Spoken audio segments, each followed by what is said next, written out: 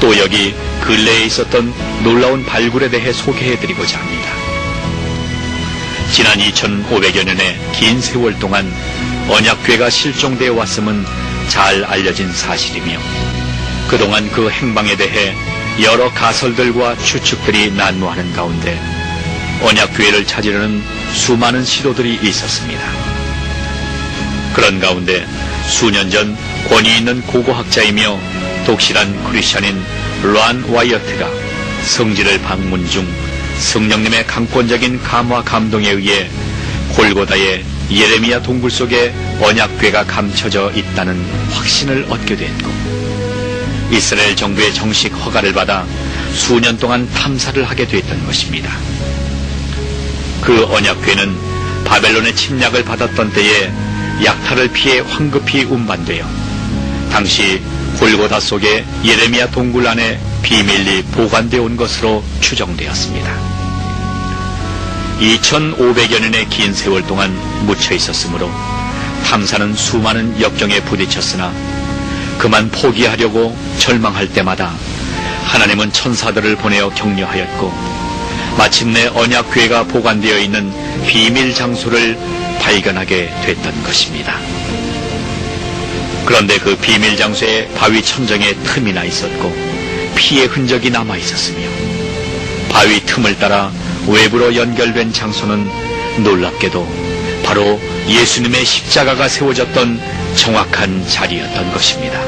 그리고 십자가가 세워졌던 자리는 영화에서처럼 언덕 위가 아니라 사람들의 통행이 많은 도로 옆이었고 그 바위의 틈은 예수님께서 운명하시면서 강한 지진이 일어나 생긴 것으로 추정되었으며 십자가에서 흘러내린 예수님의 보혈이 그 바위 틈으로 스며내려 비밀 장소에 보관되어 있던 언약궤의 속죄자에 뿌려지게 됐다는 것입니다.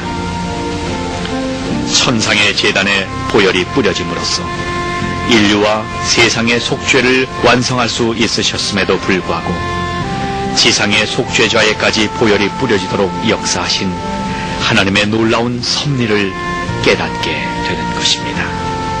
더욱 놀라운 사실은 그 바위 틈에서 채취한 혈흔에 수분을 가하여 정밀 분석한 결과 혈액이 아직도 살아있음을 발견한 것이며 특히 부친으로부터 유전되는 염색체는 발견할 수 없었고 모친이 동정녀일 때만 나타나는 염색체임을 확인하게 됐던 것입니다.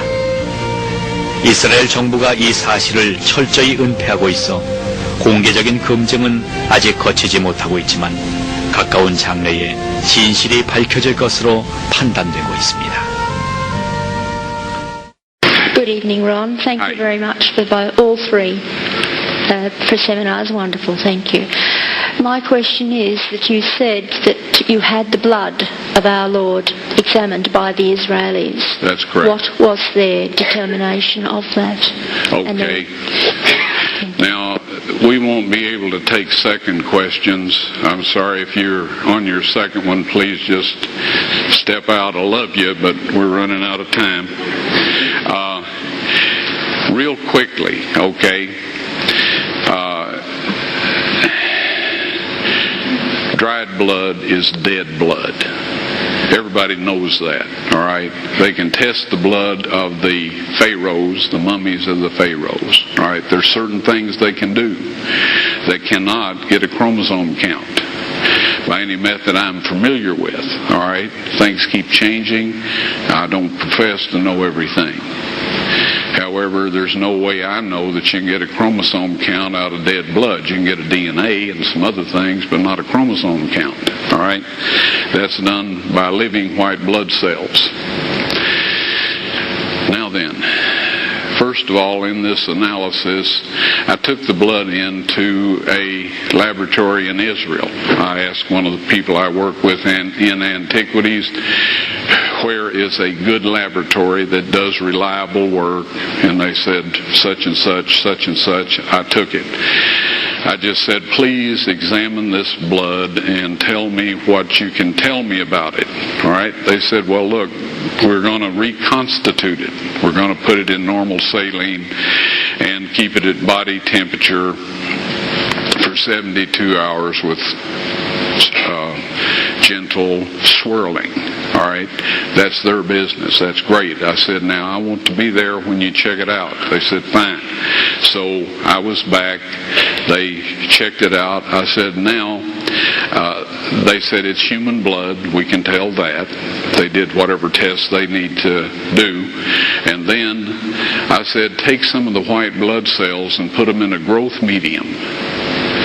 And keep them at body temperature for 48 hours. And they said, well, that'll do no good because it's dead blood. I said, would you please do that for me? And they said, okay, we'll do it. So anyway, I said, I want to be there when you take it out and examine it. So I was back there. They took it out, examined it under a microscope, and the one technician called the other one over there, and then they called the boss over there, and they were talking Hebrew a mile a minute there for a little bit, and they looked at me and they said, Mr. Wyatt, this human blood only has 24 chromosomes in it.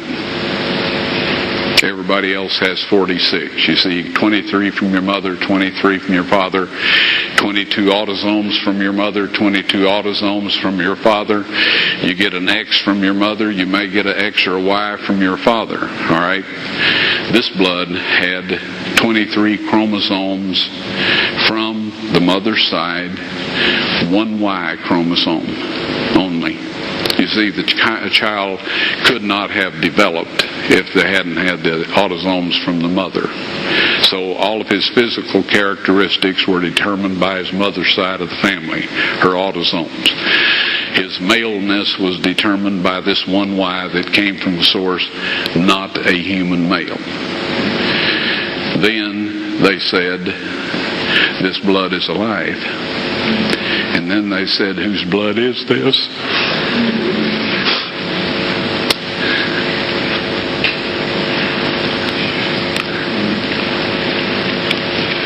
I said, it's the blood of your Messiah.